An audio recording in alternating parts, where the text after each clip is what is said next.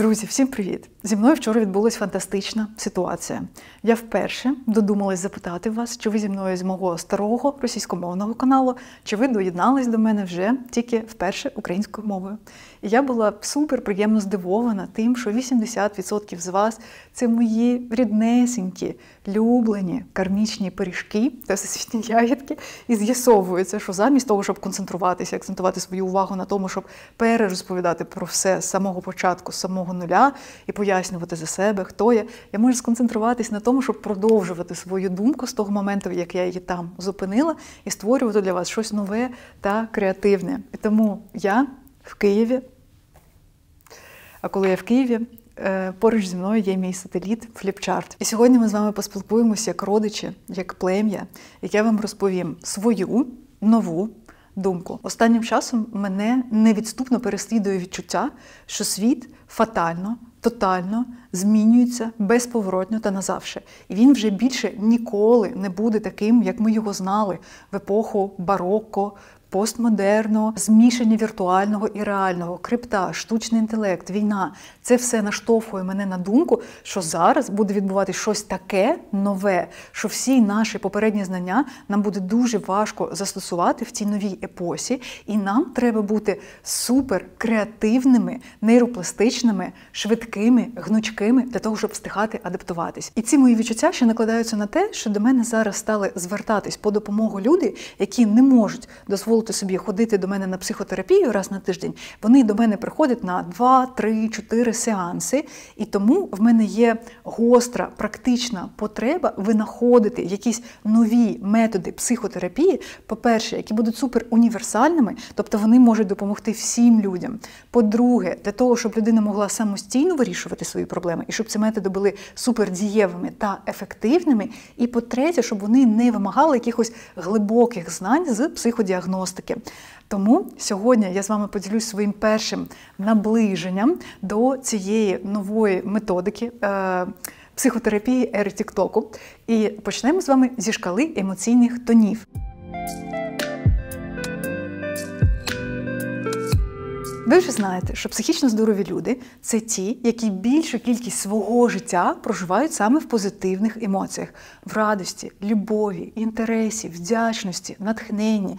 І ці психічно здорові люди, вони не просто так випадково там опинились. Психічно здорові люди – це ті, які серед усіх виборів, які їм дає життя, для себе самі свідомо обирають найкраще. Вони не бояться позитивних емоцій, і вони завжди наважують для те, щоб не відмовлятись від цих позитивних емоцій. Наприклад, одна моя тривожна клієнтка, яка 80% свого часу проводить саме в тривозі, відмовилась від моєї пропозиції на безкоштовний сеанс. Вона мені написала, Євгенія, коли можна потрапити до вас на сеанс? Я кажу, в мене є завтра півгодинки, приходь до мене, я тобі безкоштовно одну штучку розповім. Я хотіла розповісти ось цю штучку, оскільки вона експериментальна, я хотіла поділитись з нею безкоштовно, і вона відмовилась. Вона сказала, ні, мені треба декілька днів, я хочу підготуватись до сеансу, я не можу собі дозволити забирати ваш час, тому що це буде неповага. Тобто життя дає людині позитивну можливість, і вона сама від неї відмовляється.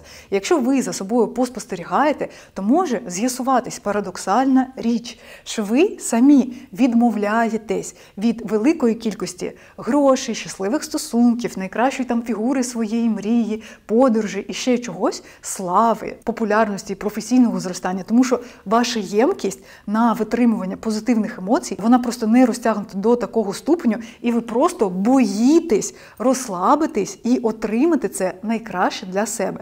Тобто в людей, в яких є психопатологія і якась психологічна проблема, вони бояться позитивних емоцій. А психічно здорові люди, вони позитивно оцінюють ці позитивні емоції, і вони вважають, що нормально постійно бути радісним, в любові, зацікавленим, не постійно, а більшу кількість часу. Тобто психічно здорові люди більшу кількість життя проводять в позитивних емоціях, вони самі здатні на те, щоб створювати собі ситуації, в яких вони будуть відчувати ці позитивні емоції, і вони позитивно оцінюють як нормальні саме позитивні, щасливі емоції.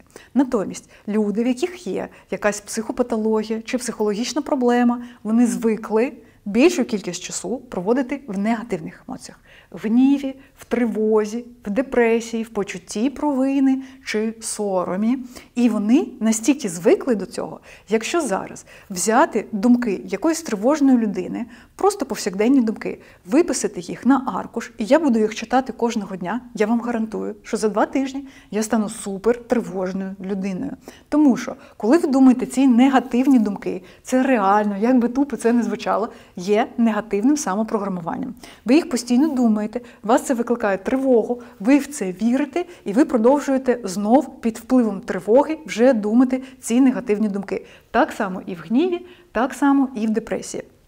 Тобто, якщо у вас є якась психологічна проблема чи якась психопатологія, наприклад, розлад особистості, більша кількість ваших думок – це негативні думки, які підкріплюють та заохочують негативні емоції. І за рахунок того, що ви звикли жити все життя в тривозі, депресії, гніві, і ви до цього звикли, ви для самих себе вже потім, апостеріорі, це обґрунтовуєте, чого я такий, чому тривожність, депресивність і гнівливість – це дуже класно. І чому треба вже з пересторогою, недовірою ставитись до позитивних емоцій. Тобто виникає така інвалідізація, така неправильна, патологічна, нездорова прошивка. І для того, щоб перейти з психічного нездоров'я в психічне здоров'я, в першу чергу ми маємо розуміти, що в нас живе 2 «я». Перше – це справжній ти, це твоє справжнє, здорове, природнє «я». І також в нас є травмована частка. Це та частка, яка несе в собі досвід спілкування з нашими травмованими батьками. І зазвичай, здебільшого, саме від них ми переймаємо від наших травмованих батьків нашу ведучу негативну емоцію. І в нашому справжньому «я» теж живе наша ведуча позитивна емоція. Наприклад, в мені моя головна позитивна емоція, яка відображає справжню мене, це любов, а моя головна негативна емоція, яка виникла від моєї ідентифікації з батьками, це гнів. Тому що мої батьки були дуже агресивні, вони кожного дня сварились, кричали одне на одне, вони кричали на нас братиком, матом, лайкою і, в общем, вони були дуже агресивними. І я навіть попри свою волю з ними все одно ідентифікувалася, тому що я дуже довго з ними жила. І тому в мені тепер є 2 ведучих енергії. Перша – це енергія любові. Тобто в 6 років вже я знала, що люди будуть дуже щасливими, якщо вони будуть дружити, якщо вони будуть любити одне одного, якщо вони не будуть ображати одне одного. Треба співати на ніч колискові, треба бажати всього найкращого, треба дарувати подарунки, треба оточувати ніжністю, близькість – це супер класно, і не треба ображати нікого, і що насильство – це погано. Я реально це все знала вже в 6 років, я так це і промовляла, я транслювала цю енергію, і я дорослим про це розповідала. І я робила всім подаруночки, збирала букетики квіточків, і на ніч всім казала, не просто добраніч, а я казала «всячки хоре лека нош», це болгарською означає «всім людям доброї ночі», і ще казала «бажаю вам самих кольорових, люмінесцентних снів». Для мене тоді любов – це був прояв в якихось діях та вчинках. Але під час мого дорослішання, коли я набувала все більше і більше травматичного, болісного досвіду, ця енергія любові з мого ядра все більше і більше затьмарювалась якимись негативними емоціями, злості, депресію. Це 2 мої головні негативні емоції – це злість та сум. Іноді, коли взагалі енергія закінчується. Тому перше ваше домашнє завдання сьогодні буде це зрозуміти, по-перше, що у вас є ваше справжнє «я» і ваша головна ведуча позитивна емоція. І вам треба себе згадати і цю емоцію віднайти. І так само вам треба зрозуміти, що у вас є травмована частка. І ваша головна ведуча негативна емоція – це не справжній ви, а всього лише наслідок та результат вашого травматичного досвіду. І вам треба теж визначити цю свою головну негативну емоцію. Тепер ми переходимо до другого кроку.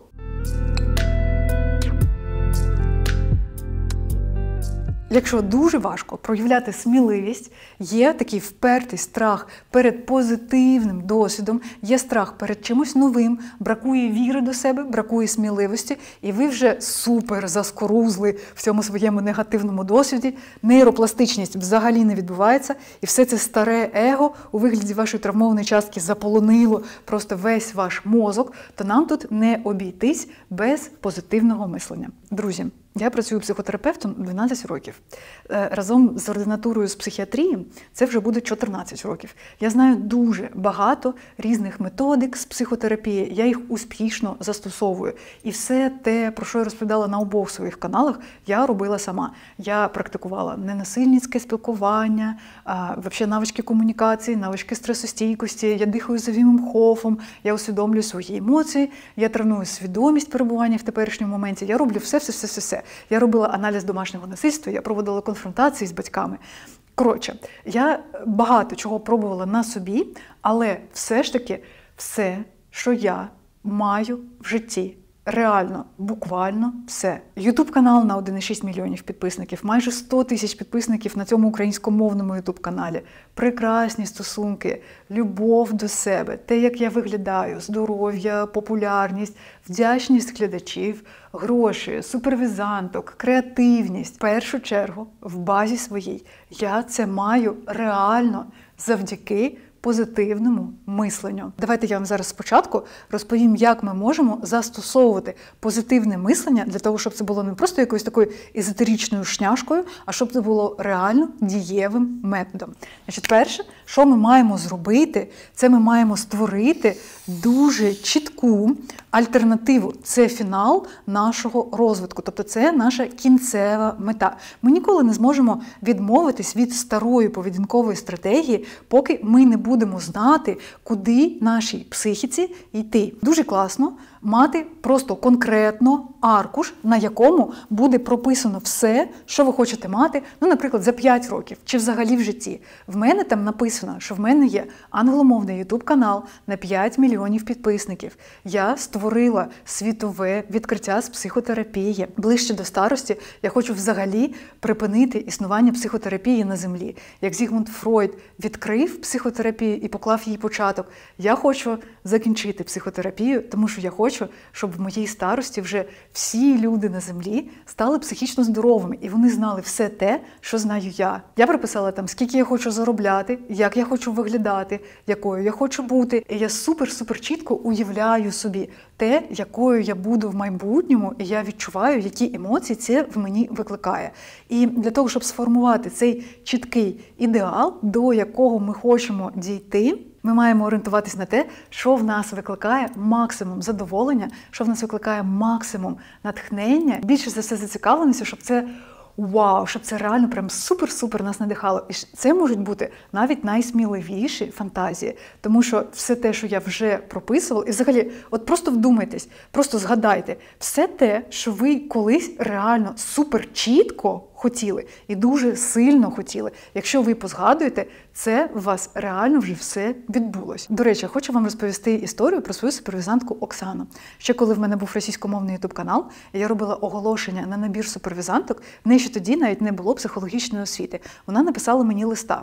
І взагалі вона завжди мріяла зі мною познайомитись і поспілкуватись. І за той час, що почалось повномасштабне вторгнення, вона відвчилась на психолога, і вже на цьому каналі вона мені під кожним відео писала коментар: Євгенія, чи можна потрапити до вас на навчання? Тобто вона цього дуже сильно хотіла, і вона робила реально конкретні дії та вчинки для того, щоб це досягти. Вона писала коментар під кожним відео, і в одному з відео я їй відповіла: напишіть мені, будь ласка, в Інстаграм. І вона стала моєю супервізанткою ще до того, як я зробила офіційне оголошення на набір супервізанток, і вона вже давно практикує. Вона вибилась в безпрекословні лідери, вона настільки шикарно працює, що я реально можу своїх родичів, своїх самих улюблених людей їй довірити. І це взагалі моя дуже близька людина, спілкування з якою мені приносить максимум насолоди. Тобто людина дуже сильно хотіла, вона чітко знала, чого вона хоче, і вона до цього просто йшла, і вона неминуче до цього прийшла. Розуміння мети,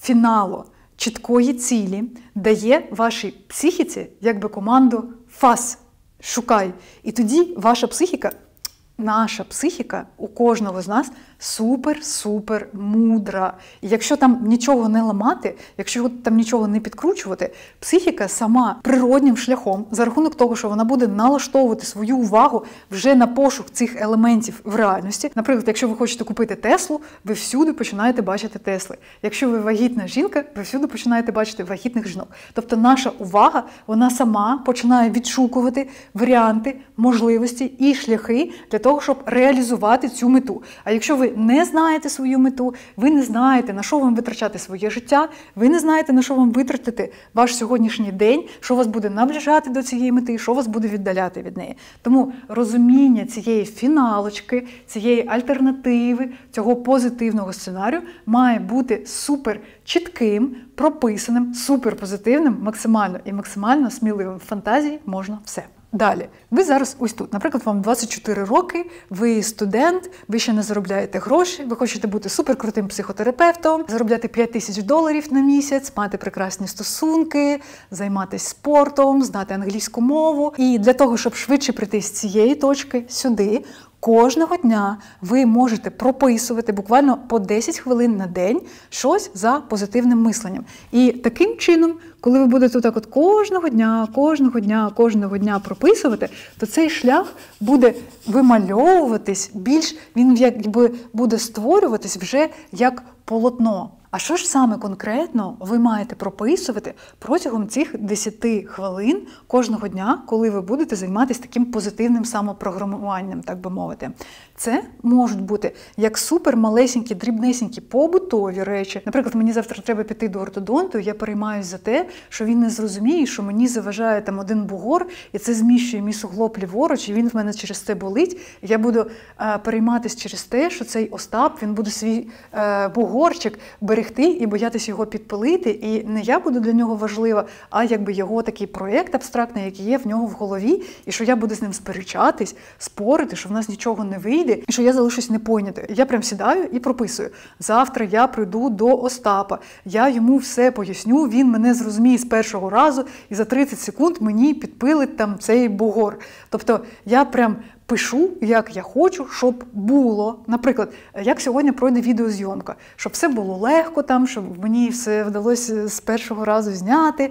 Тобто ви просто вже налаштовуєте себе на певну цю атмосферу. Навіть якщо це буде завтра, і це буде супердрібнесенька річ, ви вже таким чином свою увагу і свою психіку тренуєте на те, щоб вона потім сама знайшла, що саме сказати цьому Остапу, з якою інтонацією, як до нього прийти. Тому що якщо я вже прийду така настовбурчена, конфліктна, агресивна, з негативними думками про те, що він мене не зрозуміє, то це більше ймовірності того, що він мене не зрозуміє і що ми з ним реально будемо сперечатись. Тому що якщо навіть він буде до мене намагатись відновити емоційний контакт зі мною, а я буду настовбурчена, то в нас виникне недовіра, він буде відчувати, що він вже має на мене тиснути, він цим буде на мене тиснути, я буду ще більше закриватись. І тому ймовірність того, що ми досягнемо нашої спільної мети, вона зменшується. Тому коли ви налаштовуєте свою увагу на пошук позитивних рішень, ви запускаєте в собі нейропластичність, креативність, пошук цих альтернативних шляхів. Це перший головний сенс позитивного мислення. А також є ще і те, що поки ви просто це все прописуєте, попри те, що це все всього лише відбувається в уяві, у вас вже починають всі ці молекули щастя виділятись, дофамінчик, серотонінчик, і таким чином у вас вже з'являється більше сміливості, більше віри в себе, більше натхнення і більше інтенції, імпульсу на те, щоб піти і потім це спробувати в реальності. Тобто це як такий міні-допінг. Якщо ви не знаєте, чого ви конкретно хочете, ви можете писати «Я хочу знати, чого я хочу. Я хочу знайти себе, я хочу визначитись, я хочу бути легким, прикольним, вайбовим, не мати внутрішніх конфліктів, бути в стані спокою, дружби з самим собою». Чи якщо ви не знаєте, яку ви хочете професію, ви через це переймаєтесь, ви пишете «Я хочу дізнатись, яку я хочу професію». Чи, наприклад, якщо ви зараз за кордоном і у вас виникли якісь проблеми, наприклад, ви живете в Німеччині і вам там суперсильно не подобаються, але ви, наприклад, сама з маленькою дитиною, ви боїтесь повертатись в Україну, то ви можете написати собі: я хочу знати, де мені буде комфортно, і я хочу знайти це місце для себе. Тобто ви не будете писати «я хочу в Чилі» чи «я хочу в Болгарію». Не щось конкретне, а ви описуєте той стан, до якого ви хочете прийти. Коли ви будете так прописувати за позитивним мисленням по 10 хвилин на день протягом хоча б 2 тижнів, ви помітите певні тенденції. Ну, по-перше, ви можете прописувати не тільки те, що ви хочете мати сьогодні, завтра, за тиждень, але абсолютно в свободній, вільній формі, джазової імпровізації. Ви можете прописувати і те, що ви хочете за 5 років, і за 10. І хай воно все буде перемішуватись, відлунюватись і з'єднуватись в таку єдину систему. І ви можете помітити, що якісь певні речі, вони будуть повторюватись, потім вони будуть набувати свого розвитку. Тобто кожен наступний день буде додаватися якісь нові деталі, ви будете ставати все сміливішими, у вас будуть з'являтися... Тобто це означає, що це ваше справжнє бажання, і ви просто починаєте знов відрощувати свою цю справжню ідентичність, ви її знайшли, і вона вже починає хотіти жити, і вона починає розквітати. А якісь певні речі ви можете помітити, що ви їх один день написали, а потім ви їх вже забули і більше їх не пишете. І це означає, що це були якісь такі наносні бажання, і вони були просто ситуативними, тобто вони не відображають вашу справжню ідентичність. І взагалі я хочу сказати, що 10 хвилин на день – це супер-супер багато. Тобто ви можете прописувати і по 5 хвилин на день, а потім ви можете прописувати і раз на декілька днів, тому що коли ви вже собі задасте цей імпульс, який буде направляти всі ваші і емоції, і думки, і увагу, і дії, і вчинки в правильне, конструктивне русло, то тоді вам треба буде це просто вже час від часу підтримувати. І що буде відбуватись з нами далі? Поки ви будете за позитивним мисленням прописувати в собі свої мрії, бажання, те, що вас надихає, те, що вас цікавить, і ви будете це знаходити, і ви будете це поливати, заохочувати, розвивати, то це сформує в вас реальні, нові нейрозв'язки в вашому головному мозку. І це створить вам, тобто це буде відтворювати і відроджувати ваше справжнє его і вашу справжню ідентичність, ваше справжнє я. Ну, его я тут в такому розумінні застосовую, що его – це сукупність тих рис, які ми називаємо собою. Я розумна, я смілива, я добра, я красива, я любляна, світ класний, чи я чмо, я жирна потвора, я лінивий, мене ніхто не любить, цей світ ворожий, люди недружні, всі тупі, креативність заборонена, в мене нічого не вийде. Тобто в нас є наші емоції, думки, як конгломерат, а є наша інтроспекція, око нашої свідомості, яке ми розплющуємо для того, щоб подивитись на себе і якось себе назвати і оцінити. Тобто це наші стосунки з самими собою. Це те, як ми на себе дивимось, і те, чим ми себе називаємо, і те, як ми до себе ставимось. От цю всю сукупність я називаю его. От у нас є старе его, яке відображає нашу травмовану частку, наш минулий негативний досвід, який амбасадором його є наша ведуча, головна негативна емоція і весь комплекс негативних думок. І за рахунок позитивного мислення в нас знов стає свіжою і виходить на перший план наше нове, позитивне, альтернативне его з нашою ведучою позитивною емоцією, з нашою креативністю, необмеженістю, відкритостю новому досвіду. І що більше ви прописуєте за позитивним мисленням, то більше стає наше нове позитивне его. І ось дивіться, друзі, цікаво, по суті, що з нами роблять псилоцибінові гриби, коли їх їсти до егодез. Вони вбивають наше старе его, і вони просто під час тріпу формують за рахунок нейропластичності наше нове его. Тому, до речі, друзі, я вам хочу сказати, що я проти вживання грибів просто в рекреаційних цілях без підтримки психотерапевта, тому що дуже важко це зробити адекватно і з розумом. По-перше, не можна ніколи робити це без чіткого запиту. Тобто, що таке чіткий запит? Це коли ви для себе, для свого мозку прописуєте повний перелік характеристик, яким ви хочете стати в результаті. Тобто це якраз і є оцей аркуш чіткий за позитивним мисленням. І я просто знаю, багато людей розповідають про те, що вони мікродозуються, роблять там різні протоколи за власною ініціативою, і це призводить до того, що вони просто руйнують в собі там щось старе, і вони починають розсипатись, і наново в щось нове вони не перезбираються. От я вам просто цей принцип кажу не для того, щоб ви їли гриби, а щоб вам пояснити, як взагалі відбувається процес перебудови его. Дивіться, у вас є старе негативне его і нове позитивне его. І ось у вас є вибір – вчинити по-старому чи по-новому. Ви трошечки думаєте, і ви робите вибір в пользу нової характеристики. Тобто, коли в електричного імпульсу є вибір, куди йому побігти, в старе чи в нове, він обирає вже в нове. І коли ви будете прописувати за позитивним мисленням, чого ви хочете, у вас виросте інтроспекція, і ви почнете більш чітко усвідомлювати і відрізняти паттерн свого старого его. Тому що ви будете жити якби і тут, і там, і тут, і там. А потім ви перейдете вже за рахунок нових дій якихось, тому що це буде вас надихати неминуче на дії, на сміливість, на те, щоб пробувати, на те, щоб креативити, на те, щоб створювати щось нове. І вам буде набагато легше подолати свій страх, нерішучість, і у вас з'явиться більше віри в себе.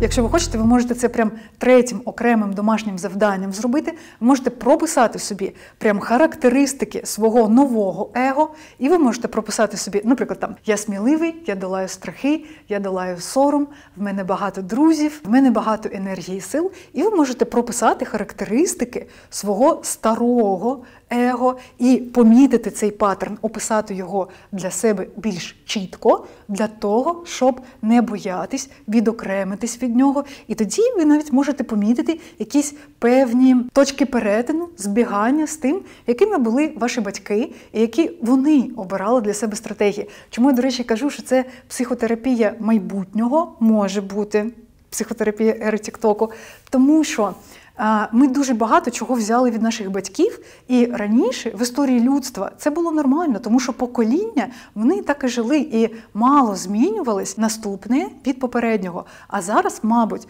перед нами стоїть виклик, і нам треба супершвидко змінитись для того, щоб не бути... Тобто досвід наших батьків, грубо кажучи, він вже максимально для нас не є релевантним. Друзі, тепер конкурс.